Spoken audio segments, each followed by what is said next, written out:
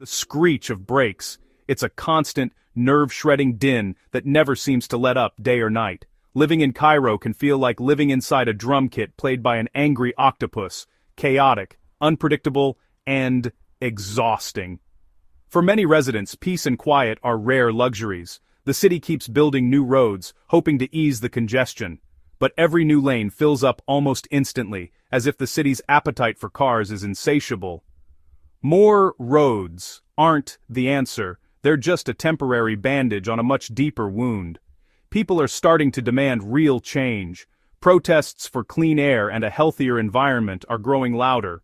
What Cairo needs isn't just a tweak to the system, it needs a revolution in how the city moves and breathes. Enter the electric car. This isn't just a new kind of vehicle, it's a new way of thinking about transportation, energy, and the future of urban life in Egypt. Electric cars are silent, clean, and potentially transformative. They glide through the city without adding to the noise or the pollution, offering a glimpse of what a healthier, quieter Cairo could look like. The stage is set for a new kind of hero, one that doesn't roar but hums quietly, powered by a simple plug. The electric car could be the catalyst for the change Cairo so desperately needs. Egypt's cities, and especially Cairo, are ready for a transformation. The question is, will they seize the moment and embrace a cleaner, brighter future?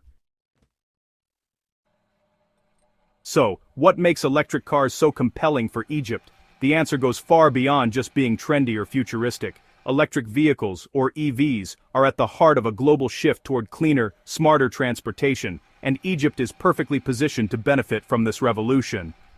First, let's talk about emissions. Electric cars produce zero tailpipe emissions, no nitrogen oxides, no particulates, and no carbon dioxide pouring into the air every time you drive.